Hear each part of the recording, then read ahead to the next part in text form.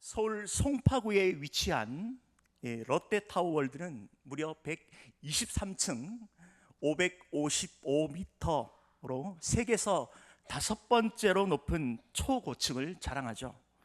더욱 놀라운 것은 최첨단 기술로 진도 9 규모에도 지진에도 견딜 수 있는 내진 설계가 되었습니다. 건물 외관이 아무리 화려하고 웅장해도 그 건물을 지탱하는 기초 공사가 튼튼하지 않으면 언제 무너질지 모르죠. 눈에 보이는 것도 중요하지만 그 이면은 더 중요합니다. 우리의 신앙도 겉은 요란해도 정작 속 사람이 부실할 때가 있죠. 믿음의 내구성이 중요합니다. 신앙에 있어서 믿음은 뼈대죠. 믿음이 흔들릴 때 결국 우리의 신앙 전체가 흔들리는 것입니다. 믿음이 꺾이면 답이 없습니다. 신앙이 한순간에 와르르 무너지죠. 웬만하면 버텨낼 수 있는 이 영적 맷집이 좋아야 합니다. 그러기 위해서는 믿음의 기초공사가 잘 설계되고 준공돼야 합니다. 그래야 우리의 신앙도 더 성장하고 도약할 수 있는 것이죠. 그런 의미에서 오늘 말씀은 우리에게 중요한 교훈을 줍니다. 본문을 통해서 우리에게 주시는 말씀은 종말의 날에 구원받은 남유다 백성들이 하나님의 구원을 찬양하게 되리라는 연의 말씀을 담고 있죠.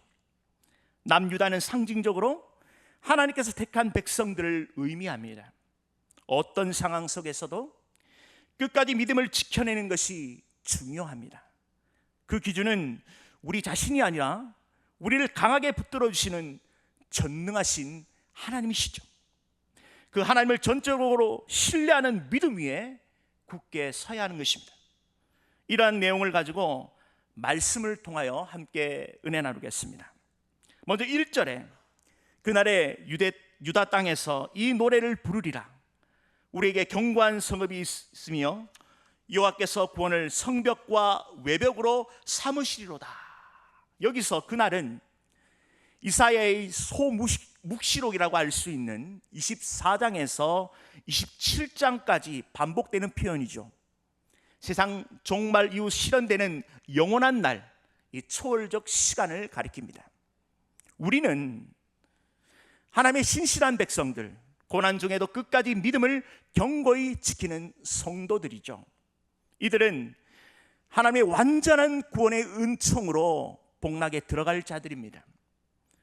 이들이 들어갈 견고한 성읍은 인간이 세운 것이 아니라 하나님의 의로운 성도들을 완벽하게 보호하시기 위해 세우신 성읍입니다. 이 성읍에 대하여 이사야 선지자는 구체적으로 노래합니다. 여호와께서 구원을 성벽과 외벽으로 삼으시리로다. 이는 성에 거주하는 주민을 보호하는 것이 돌이나 흙으로 지은 건축물, 이것이 아니라 바로 하나님의 능력임을 말씀하고 있습니다.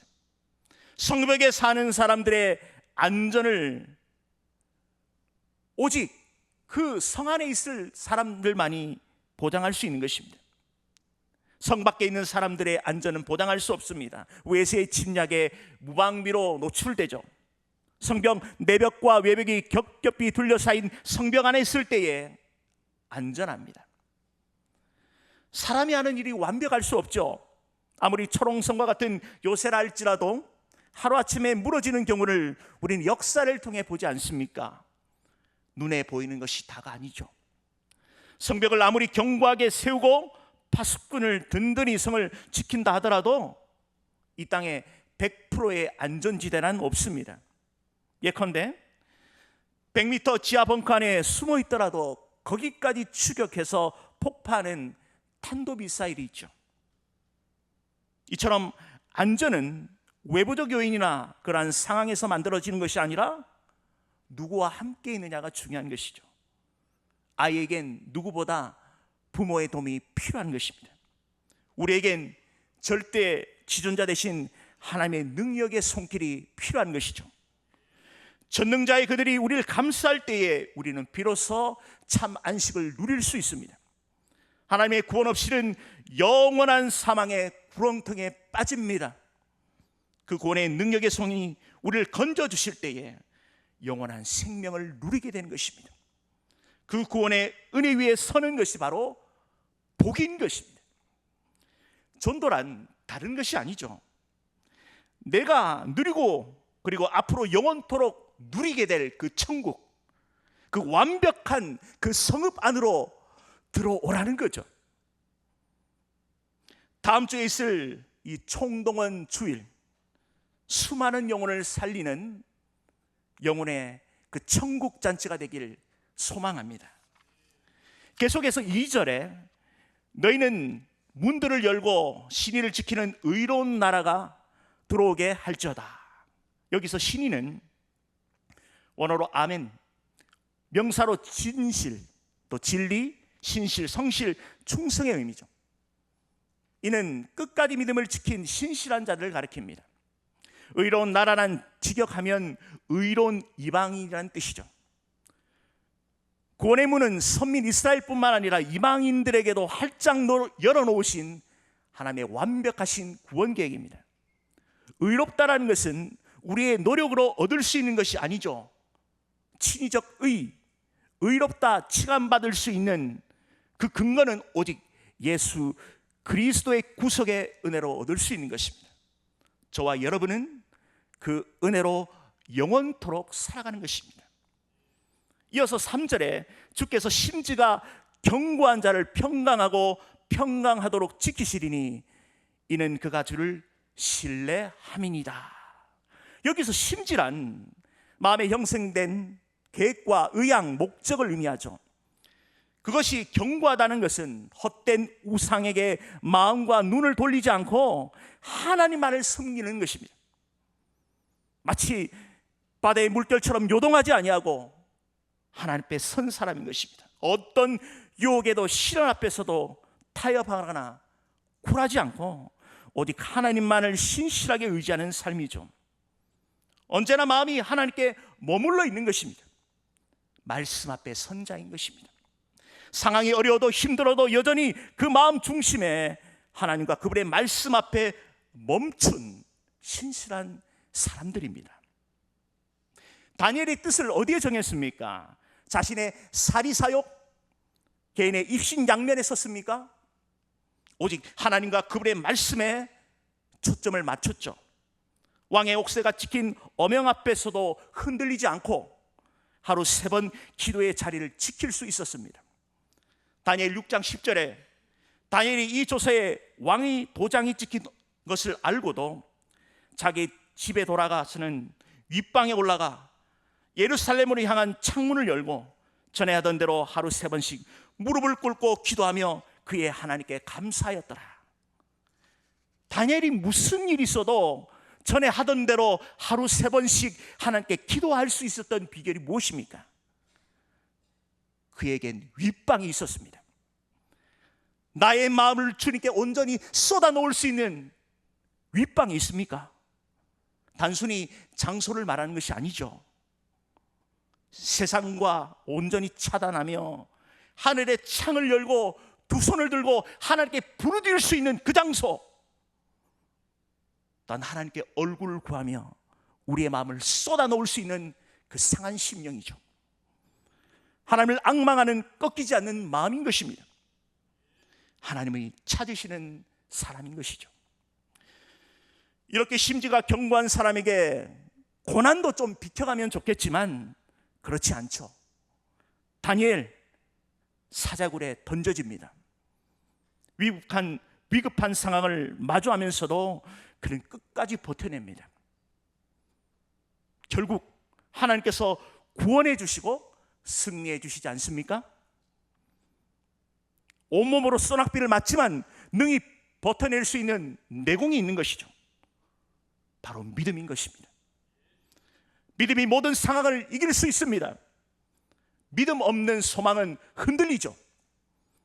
믿음 없는 사랑은 거짓입니다.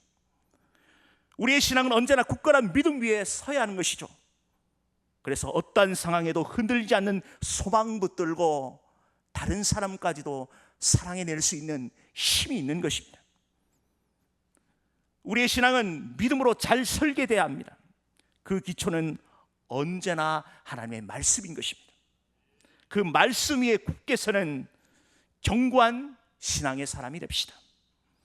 이처럼 이사야 선지자는 심지가 견고한 자에게 평강이 주어질 것이다 라고 선언합니다. 평강을 의미하는 샬롬은 완전하고 온전하고 조금도 부족함이 없는 상태를 의미하죠. 하나님께서 인간에게 주신 최고의 복이 바로 샬롬입니다. 우리 옆에 분들과 함께 인사를 한번 나눴으면 좋겠습니다. 샬롬.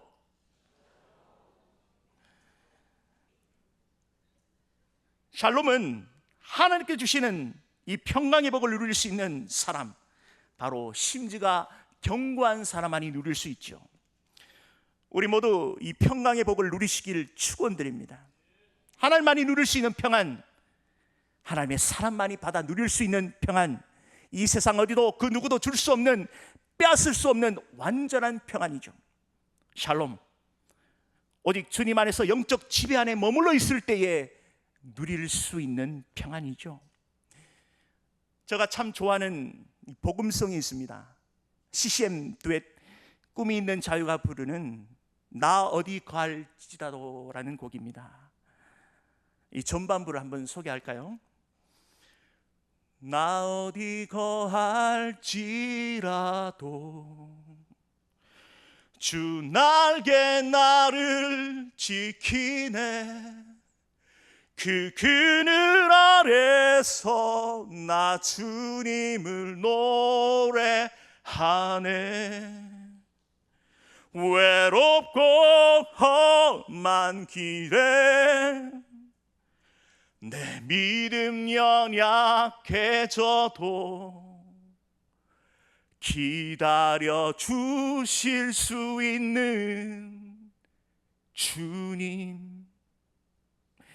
주님의 날개 아래 품으시고 동행하시는 은혜가 있기에 버텨낼 수가 있고 앞으로도 영원토록 함께 하실 주님을 믿습니다. 심지가 견고한 사람은 하나님과의 관계를 지속할 때에 그 은혜를 더욱더 경험할 수 있는 것이죠. 이런 복을 누리며 사는 사람은 어떤 환경 속에서도 요동하지 않습니다. 불안감, 두려움 사로잡을 수 없죠. 여기서 유념해서 볼 점은 두 번이나 반복된다는 것입니다. 샬롬, 샬롬. 이 완전한 평강을 강조하기 위함인 것이죠. 이사야 선지자는 명확하게 말씀합니다. 이는 그가 주를 신뢰합니다. 신뢰의 대상이 분명하죠. 오직 하나님만이 도움되심을 확신하고 달려가는 사람인 것입니다. 언제나 그의 마음은 고정되었고 충만한 샬롬 가운데 가는 것입니다. 이는 하나님의 말씀이며 약속인 것입니다. 시는 고백합니다. 시편 119편 165절에 주의 법을 사랑하는 자에게는 큰 평강이 있으리니 그에게 장애물이 없으리로다. 심중에 하나님 말씀의 법을 지키고 사모하는 태도를 보인 사람에게 그 평안을 보장하는 것이죠. 거칠 것이 없도록 인도하십니다. 왜 장애물이 없겠습니까? 다니엘 같은 사람도, 요셉도, 주기철 목사님도, 손양은 목사님도 태산 같은 장애물이 있었죠. 그러나 능히 돌파할 수 있는 그 능력을 성령께서 공급해 주셨습니다. 평강의 주체는 내가 만들어가는 것이 아니라 바로 하나님께서 만들어주시고 열어주는 것입니다. 나는 수동태로 쓰임받을 뿐이고 완전하신 하나님께서 전적으로 능동적으로 이끌어 가십니다. 그래서 심지가 견고한 사람에게는 거치는 장애물이 장애가 아닌 것이죠. 장애물이 아닌 디딤돌이 되게 하신 그 성령님의 은혜를 경험할 수 있는 것입니다. 보이지 않는 하나님의 그 숨결을 느끼고 그 심장 가운데 경험하며 볼 수 있는 그 영적 시각이 열려야 하는 것입니다. 믿음의 눈을 바라보고 행동하는 믿음의 사람이 되어야 하는 것입니다. 우리는 민수기 13장과 14장에 똑같은 것을 보고도 상반된 말을 하는 사람들을 봅니다. 하나님께서 약속하신 가나안 땅의 첫 관문인 여리고성을 볼 때에 10명의 정탐꾼들은 하나같이 부정적인 말로 입축하죠. 믿음의 부재가 심각한 결과를 초래합니다. 반대로 두 사람 믿음의 아들, 바로 눈의 아들 여호수아와 여분의 아들 갈렙, 놀라운 믿음의 고백을 합니다. 민수기 14장 9절 중반절에 그들은 우리의 먹이라, 그들의 보호자는 그들에게서 떠났고 여호와는 우리와 함께 하시느니라. 과거에도 그랬고 지금도 그렇고 앞으로도 우리와 함께 하시는 전능하신 하나님을 바라봐야 하는 것입니다. 믿음의 눈을 바라볼 때에 여리고성 거민은 우리의 먹이로 보이는 것이죠. 그들을 깔보는 것이 아닙니다.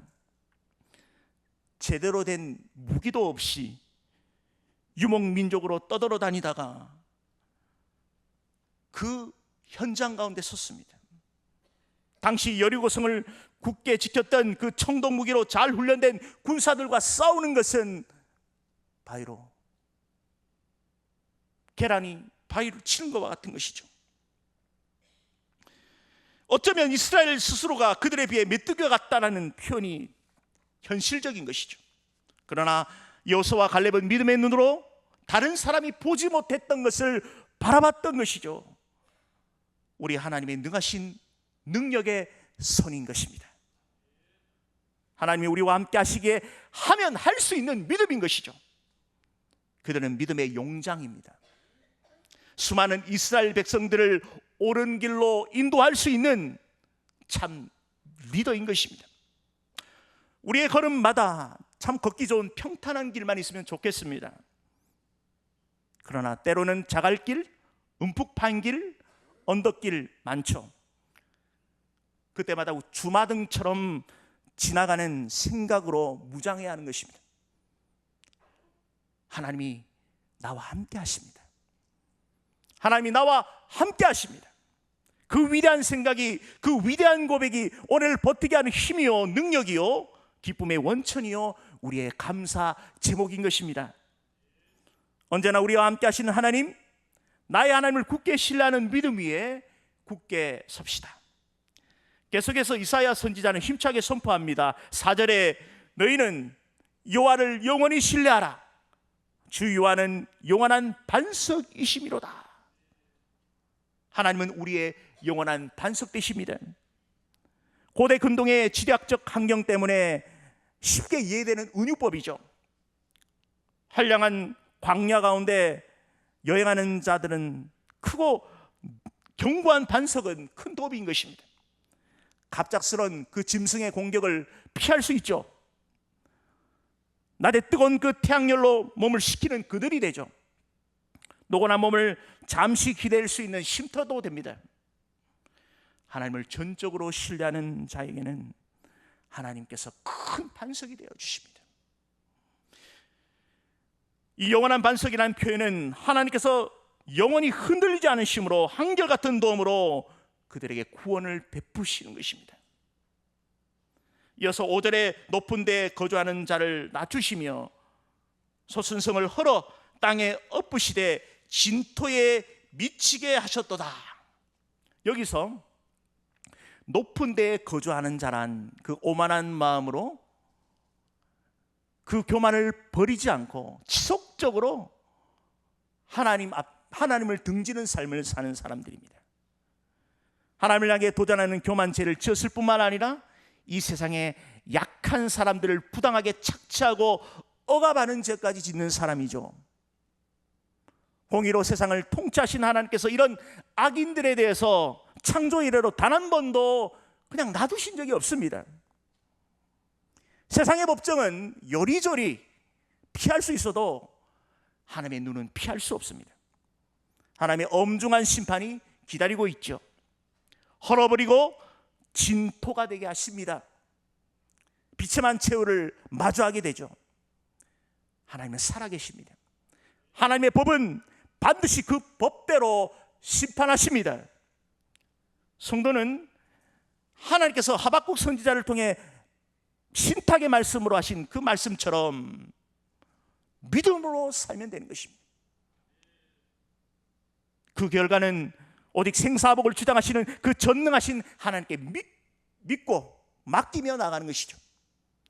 하나님의 심판의 시간표는 지금도 정확하게 흘러가고 있습니다. 계속해서 6절에 발이 그것을 밟으리니 곧 빈궁한 자의 발과 곰핍한 자의 걸음이로다. 하나님의 심판으로 철저하게 파쇄된 교만한 자들이 과거에 의해 억압했던 그 연약한 자들의 발에 짓밟히게 된다는 예언이죠. 이처럼 악인들은 반드시 심판받고 멸망받아 흔적 없이 사라지는 것입니다. 그 어디에도 악인들은 하나님의 완벽한 심판을 피할 곳이 없습니다. 이어서 7절에 이사야 선지자는 마지막으로 하나님의 완전한 구원을 기다리며 또한 의롭고 정직하게 믿음을 지키는 자들의 복된 삶을 약속하죠. 의인의 길은 정직하여 정직하신 주께서 의인의 척병을 평탄하게 하시도다. 여기서 의인이란 바로 의로우신 하나님과의 관계에서 걸림이 없는 그런 사람이죠. 하나님과의 관계에 있어서 하자가 없는 사람인 것입니다. 하나님을 굳게 믿는 그 신뢰의 사람은 하나님과의 그 관계 속에서 이루어지는 사람인 것입니다. 바로 의인인 것입니다.